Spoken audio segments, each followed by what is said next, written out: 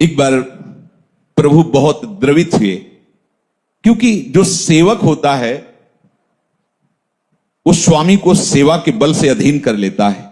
खास बात उसमें यह होती है कि उसको अपने सुख की परवाह नहीं होती, और जब स्वामी देखता है कि केवल मेरे सुख के लिए ही है, तो उसका हृदय द्रवित हो जाता है और वो सेवक का सेवक बन जाता है। ये रहस्य है, सेवा में बहुत बड़ी सामर्थ्य है। प्रभु विट्ठल भगवान जब वो सेवा में लगे थे अपने माता पिता, पीछे से आवाज दी, पुंडरीक, जो बड़े बड़े योगियों को भी दर्शन वांछनीय है वो दर्शन कर लो, मैं स्वयं चल के आया हूं तुम्हें दर्शन देने। कौन हो? कहा भगवान। एक ईंट उठा के से, जब तक हम अपने भगवान की सेवा नहीं कर लेते तब तक हम आपको देखेंगे भी नहीं।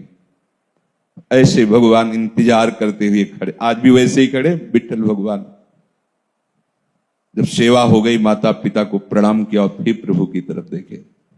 प्रभु क्योंकि सबके हृदय विहारी है, निहाल कर दिया।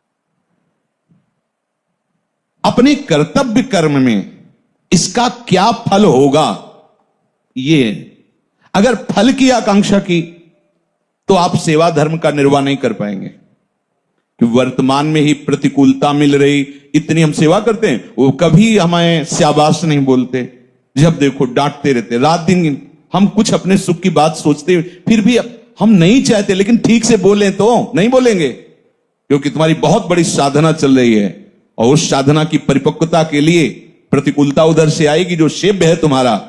अब तुम्हें उसमें खरे उतरना, खरे उतर गए तो एक ही फल है, भगवान की प्राप्ति। शब्द याद कर लो, ये बहुत बड़ी महामहिम बात है। कर्मण्येवाधिकारस्ते मा फलेषु कदाचन। एक बार हरिपाल जी बड़े सामर्थ्यशाली उसे ही कहते हैं जिसकी बुद्धि सतमार्ग में आरूढ़ हो और शरीर का बल दूसरों को सुख पहुंचाने में लगता हो, उसे सामर्थ्यशाली कहते हैं।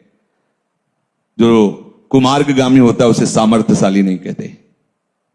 जो दूसरों के स्वत्व का अपहरण करना चाहता है उसे बलवान नहीं कहते, उसे कायर कहते हैं। जो दूसरों के स्वत्व की रक्षा करता है, दूसरों को सुख पहुंचाता है और शास्त्र के अनुकूल चलता है, उसे कहते हैं सामर्थ्यशाली। शास्त्र के अनुकूल चलने में आपको विकारों को सहना होगा, प्रतिकूलता को जो सहन करता है वही सामर्थ्यशाली, उसी के आगे लगता है समर्थ।